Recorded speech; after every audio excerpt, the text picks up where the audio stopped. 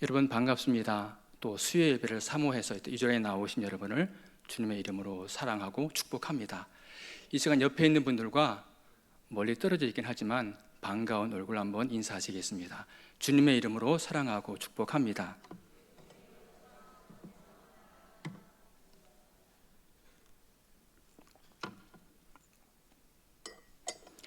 추석이 가까웠지만 날씨가 굉장히 덥습니다. 그러함에도 또 이 자리에 나오신 여러분들 정말 반갑고 주님의 이름으로 사랑합니다. 여러분, 사람은 이름을 짓는데 굉장히 많은 고민을 합니다.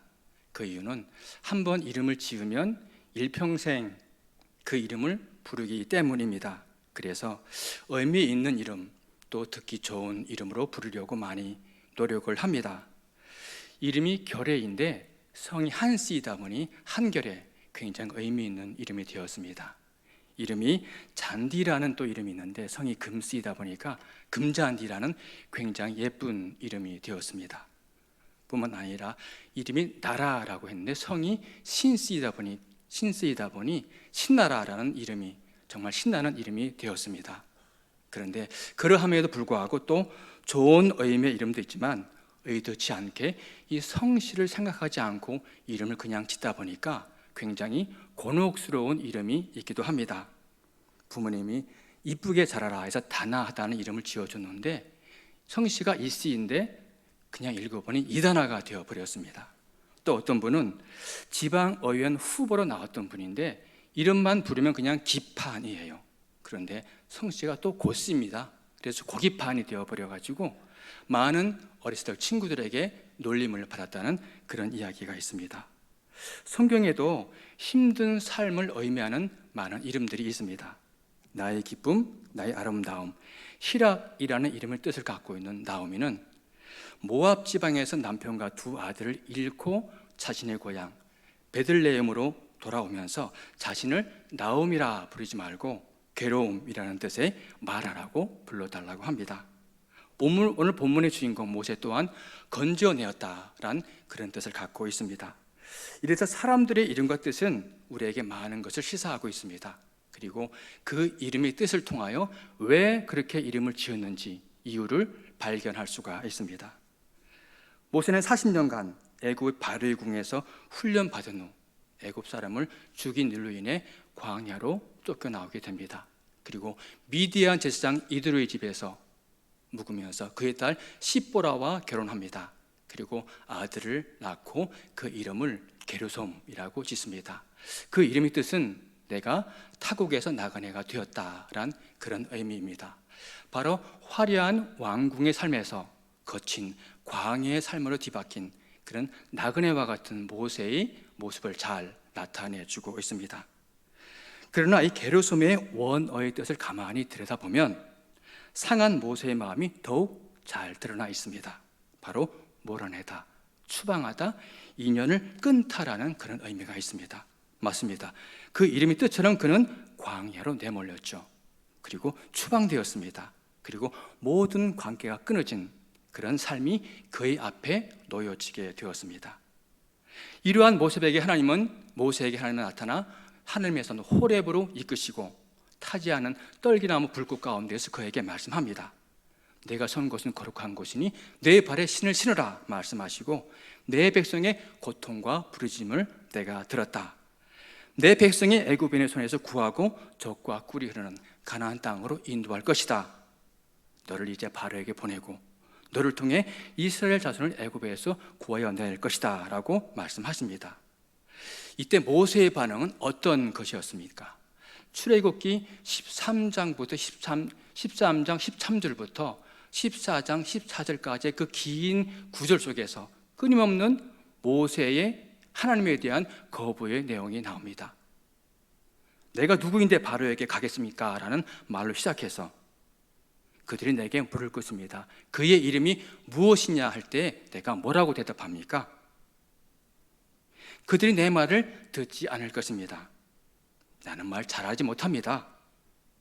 마지막 5번째에도 모세는 할 말이 없습니다. 주여 보낼 만한 자를 보내소서라고 대답합니다.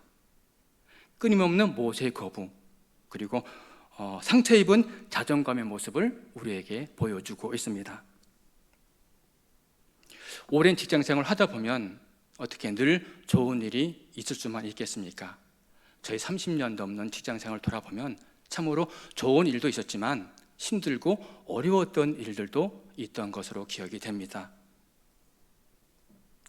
제가 담당하는 외환 관련 업무로 인해서 제가 큰 어려움에 봉착하게 되었습니다. 감사를 받으면서 징계를 받기, 그러한 어려운 그런 순간을 맞이한 적이 있습니다. 돈이 거짓말하지 사람이 거짓말하냐라는 그러한 말을 제가 경험하게 되는 기회였죠. 많은 사람들이 저를 걱정하고 저에게 더 어려운, 두려운 이야기를 전해 주었습니다. 여러분, 직장인에게 이 징계라는 것은 정말 크나큰 부담이 되는 일이기도 합니다. 특별히 우리 금융업을 하는 사람들에게는 굉장히 힘든 일이죠. 특히 이 론을 담당하는 직원들에게는 늘 상시 위험한 일들에 노출되어 있습니다. 그래서 까딱 잘못하면 늘 어려운 일을 당하게 되고 때로는 금전적으로 손실을 보는 일도 많이 발생하죠. 제가 바로 그런 경우였습니다. 아침에 눈 뜨면 출근하기 싫었습니다. 눈을 그냥 감고 싶었어요. 직장에 출근해도 손에 일이 잡히지 않았습니다. 어떤 직원들은 친한 직원 와서 가장 큰 징계를 받을 것이라는 소문이 돈다라고 제게 이야기도 해주었습니다. 제 마음은 더욱더 두려웠고 고민이 많아졌죠. 교회 와서 예배를 드렸지만, 기도했지만 집중되지 않았습니다. 그에 제가 인카운트 팀장을 맡고 있었는데 이 상태로는 도저히 일을 감당할 수 없었습니다. 그래서 올해는 정말 할 수 없습니다라고 대답을 드렸습니다. 그러한 제 자신이 너무나 부끄럽고 초라한 모습이었습니다. 저는 그러면서 그런 생각이 들었어요. 내가 정말 하나님의 일을 담당하고 있는 사람이 맞나? 모태 신앙이라고 하면서 오랫동안 신학의 경력을 쌓았다고 하면서 이러는 내 모습이 정말 많다는 제 자신에 대한 자괴감이 굉장히 많이 몰려왔습니다. 두려워하지 마라, 나는 내 하나님이야 라고 말씀하시는데 그 말씀이 이 상황에서는 왜 내 말씀이 되지 않는가라는 그러한 생각도 들기도 했습니다. 주일 예배를 드리고 집으로 가는 길에 국동방송을 통해서 찬양이 흘러나왔습니다. 내게로부터 눈을 들어 주를 보기 시작할 때 주의 일을 보겠네. 시선이란 찬양이었습니다. 평소에는 그렇게 은혜롭게 들렸던 그 찬양이 그날따라 제 마음을 후에 파듯이 정말 뭐라고 말로 표현할 수 없을 정도로 가슴 아프게 제 마음을 두드렸습니다. 특별 새벽 기도의 기간이었습니다. 이렇게 나가는 안 되겠다 싶어서 마음을 결단하고 기도에 집중하기로 시작했습니다. 하루, 이틀, 사흘, 어느 날 기도할 때 제 기도가 좀 깊어지는 느낌이 들어서요. 그러면서 하나님께서 제게 말씀하시는 것 같았습니다. 그래, 내가 그렇게 두려워하고 힘들어하는 근원, 그 뿌리가 뭔지 내가 알려줄까라는 하나님의 음성이 들리는 것 같았습니다. 나를 저 깊은 곳으로 이끌어가는 느낌이었죠. 마치 요나가 물고기 뱃속에서 내가 산의 뿌리까지 내려갔사오며라는 고백한 것과 같이 저 깊은 곳을 한없이 내려가는 그런 느낌이었어요. 저는 그러면서 그런 생각이 들었어요. 그래, 저 밑에는 뭔가가 있을 거야. 나를 힘들게 하고 나를 두렵게 하는 뭔가가 있기 때문에 내가 이렇게 힘든 건 아니겠어? 손에 잡히는 뭔가가 있겠지라는 그런 기대를 할 수밖에 없었어요. 하지만 제가 밑에 이끌려 내려가는 순간 선명하지는 않았지만 그 바닥에 닿았습니다. 놀랍게도 그 바닥은 아무것도 보이지 않은 평평한 그 바닥이었어요. 저는 그때 제가 그렇게 두려워하고 힘든 모든 것들이 아무것도 아닌 그 허상이라는 것을 깨닫게 되었습니다. 그 이후로 저는 다시 한번 평정을 되찾기 시작했고 마음에 안심을 하고 일상을 되찾을 수가 있었습니다. 그런데 여러분, 저에게 닥친 그 징계의 사건 원래 없던 것이 되었을까요?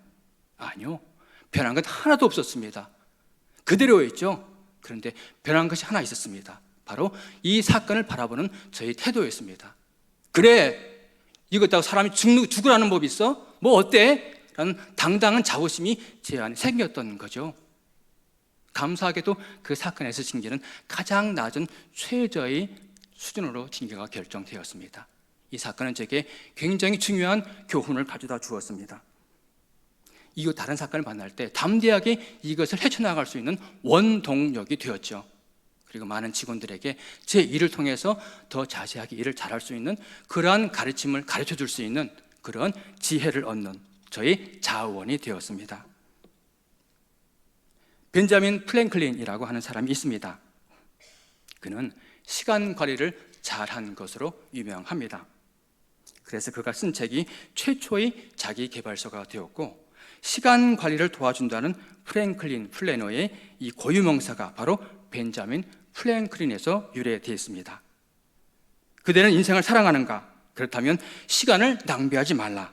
시간이야말로 인생을 형성하는 재료이기 때문이다 라고 말하며 시간 관리의 중요성을 말했습니다.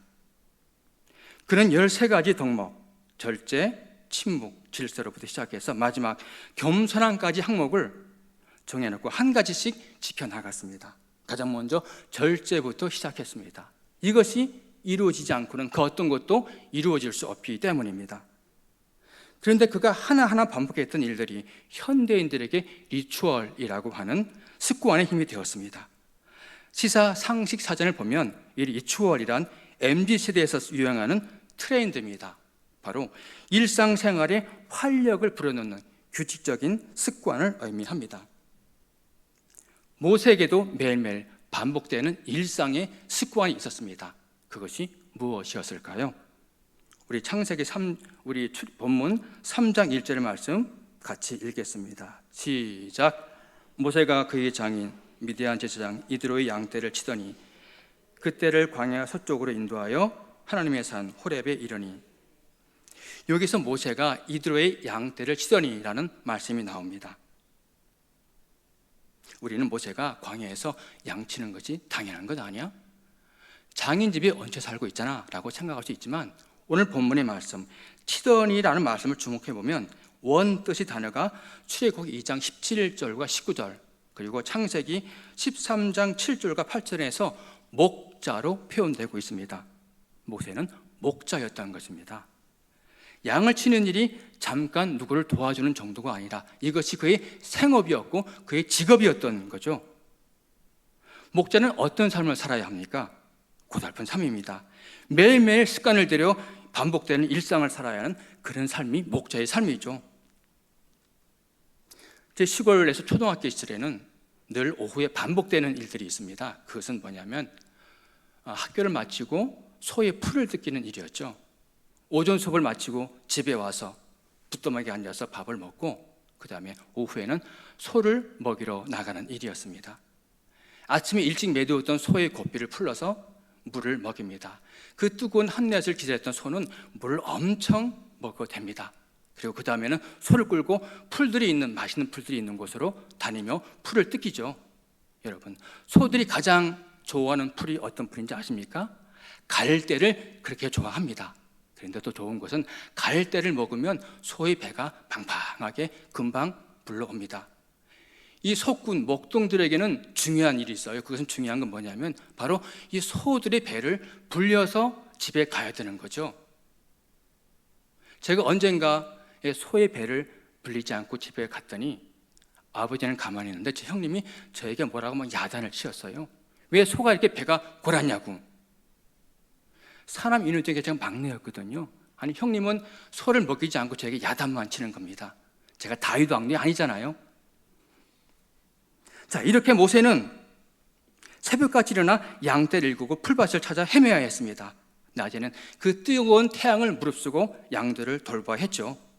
때로는 사나운 짐승으로부터 이 양떼들을 돌보는 일이 바로 이 목자의 일이었습니다. 사도행전 7장 30절에는 이렇게 말씀합니다. 같이 읽겠습니다. 40년이 참에 천사가 신의 산 광야 가시떨무 뚫기 불꽃 가운데서 그에게 보이거늘. 광야의 모세는 40년, 하나님이 찾아오실 때까지 그 기나긴 세월을 매일매일 이 목자의 삶을 살았던 것입니다.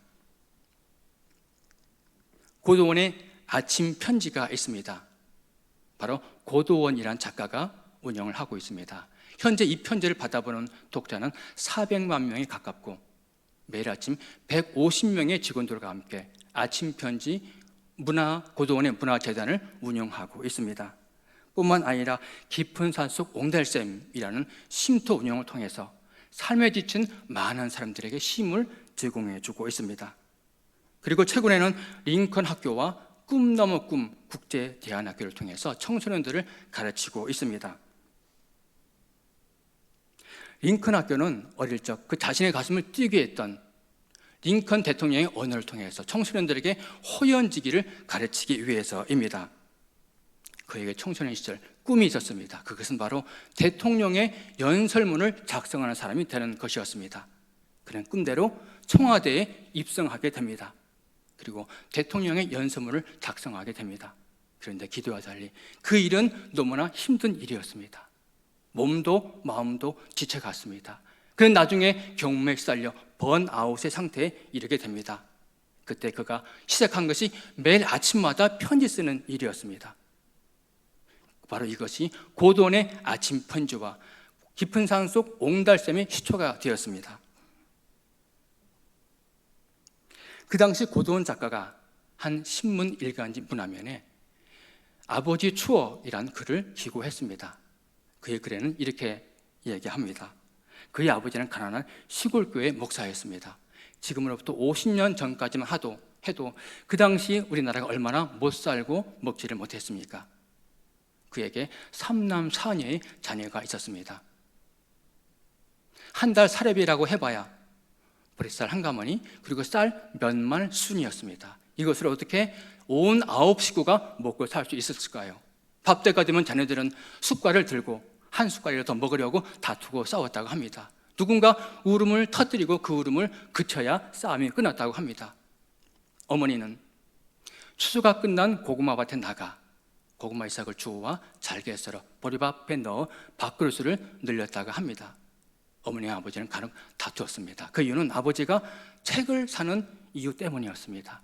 어머니는 내가 한 달 동안 죽으라고 고구마 이삭을 주워봐야 당신 사는 책 한 권 값도 되지 않는다고 푸념을 했습니다.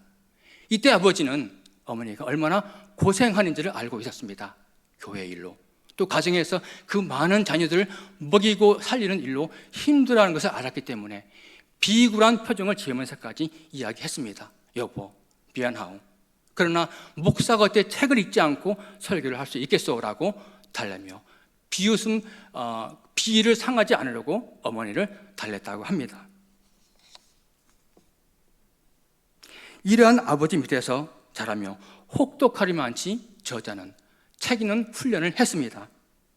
종아리를 맞으며 좋은 책들을 읽어가며 밑줄을 그었고 그것이 오늘날 고도원 자신을 있게 한 원동력이 되었다라고 고백합니다. 오래전 그러한 아버지는 돌아가셨고 아버지는 자신에게 어마어마한 분량의 책을 남겨놓으셨다고 이야기합니다. 그런데 그 책은 자신에게서 그냥 책이 아니라 아버지의 눈물이었고 아버지의 비굴함이었고 아버지의 영혼이었다라고 고백합니다. 아버지가 물려준 책을 읽어가며 아버지가 그어놓은 밑줄을 발견하고 거기에서 아버지의 숨결을 느꼈다라고 고백합니다. 그러면서 아버지는 자신에게 영원히 식지 않는 영혼의 난로를 선물하고 가셨다라고 고백합니다. 저도 오래전부터 고도원의 아침 편지를 받아보고 있습니다. 그런데 그의 글에는 진한 감동이 있습니다. 힘이 있습니다. 그리고 그 글을 다시 돌아보게 하는 깊은 울림이 있습니다. 그 이유가 뭘까요? 비록 거친 세상이었지만 자신들의 길을 묵묵히 걸어가신 아버지, 어머니 그리고 그러한 아버지 밑에서 혹독하리마치 책 읽는 훈련을 했던 그러한 훈련의 연습 아니었겠습니까? 또한 묵상을 통한 그의 글쓰기의 결과였습니다. 험난한 길을 걸어간 그의 삶의 고백이 묻어난 그의 글이기 때문입니다. 40년간 모세는 각양각색의 다양한 부족들을 이끌어야만 했습니다. 그들이 얼마나 살았습니까? 얼마나 그들이 하나님을 제대로 알지 못했습니까? 광야에서 매일매일 불평과 불만, 원망과 험담이 그들에게 있었습니다. 이것이 모세를 너무나 힘들게 했습니다. 그가 이것을 어떻게 이겨내고 그들을 인도할 수 있었을까요? 신명기 32장을 모세의 노래라고 합니다. 세번역성의 39절에서는 그는 하나님에 대하여 이렇게 노래합니다. 그러나 이제는 알아라. 오직 나만이 하나님이다. 나밖에는 다른 신이 없다. 나는 죽게도 하고 나는 살게도 한다. 나는 상하게도 하고 낫게도 한다. 아무도 내가 하는 일을 막지 못한다. 모세의 노래의 핵심은 쇠마입니다. 바로 들으라 이스라엘아입니다. 하나님을 경험하지 못한 철부지 같은 어린 아이 같은 이스라엘 백성들을 이끌어야 했습니다. 그래서 걱정이 되었습니다. 그래서 광야에서 냄새나는 양떼들과 뒹굴면서 매일매일 자신을 다듬어가며 수십 년간의 침묵 속에서 경험한 그 하나님에 대한 절절한 당부였습니다. 성경학자들은 주장합니다. 이 모세의 노래가 성전과 회당과 그리고 초대 교회에서 예배의 목적으로 중요하게 사용됐을 뿐만 아니라 탈무드에 기록되어 모든 이스라엘 사람들에게 하나님에 대한 믿음을 굳게 세우는 커다란 영향력을 행사했다라고 말입니다. 버저비트란 농구에서 마지막 버저와 함께 터지는 극적인 골을 말합니다. 단 버즈가 울리는 순간 공이 선수의 손을 떠나 있어야 합니다. 그래야 득점으로 인정받을 수 있습니다. 득점이 승리로 이어질 때 그 효과는 극대화됩니다. 수술 성공한 팀에는 짜릿한 기쁨을 주지만 실패한 팀에는 망연자실하게 됩니다. 따라서 버저비트는 반전의 주인공이라 해도 과언이 아닙니다.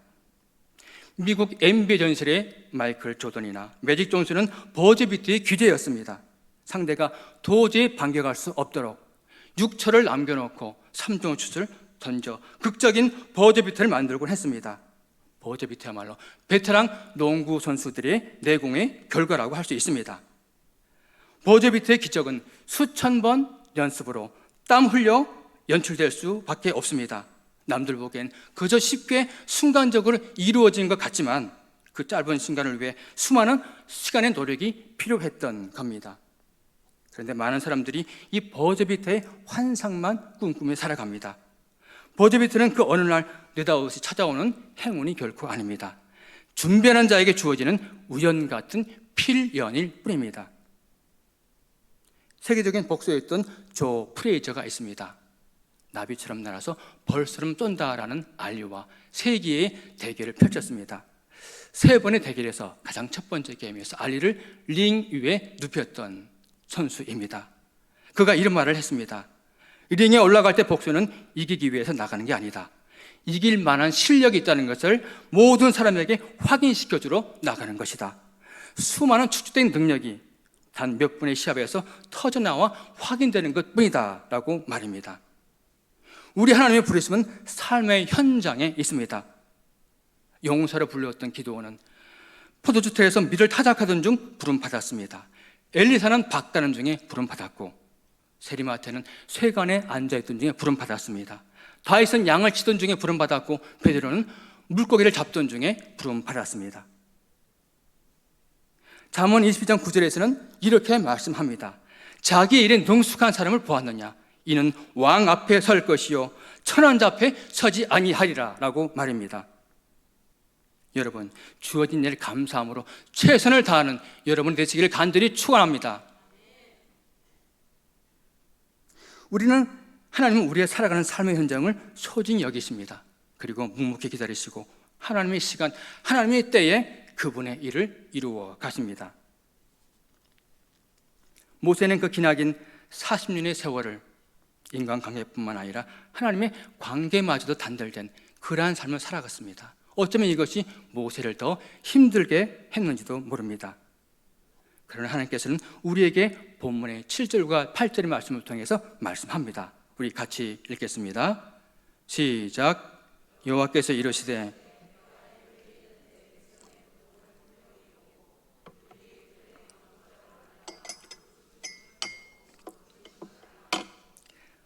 내가 내려가서 그들을 애굽인의 손에서 건져내고 그들을 그 땅에서 인도하여 아름답고 광대한 땅, 젖과 꿀이 흐르는 땅, 곧 가나안 족속, 헷 족속, 아므리 족속, 브리스 족속, 여부스 족속의 지방에 데려가노하노라. 아멘.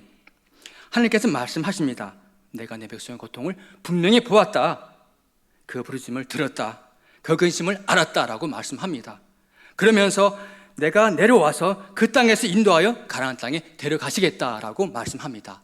7절에 여호와 하나님께서 말씀하고 계신 겁니다.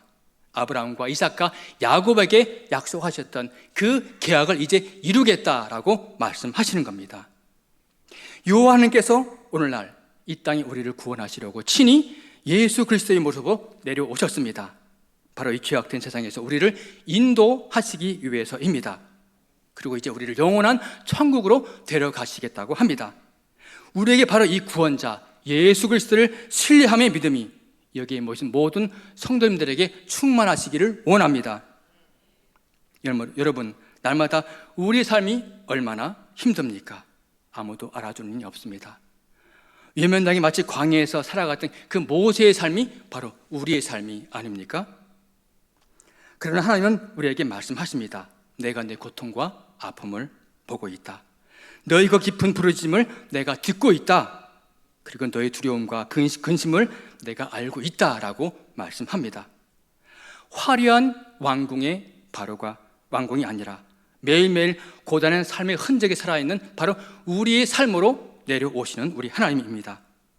40년의 참에 우리의 시간이 아니라 바로 하나님의 시간을 기다리는 지혜로운 믿음이 우리 삶 가운데 충만하시기를 원합니다.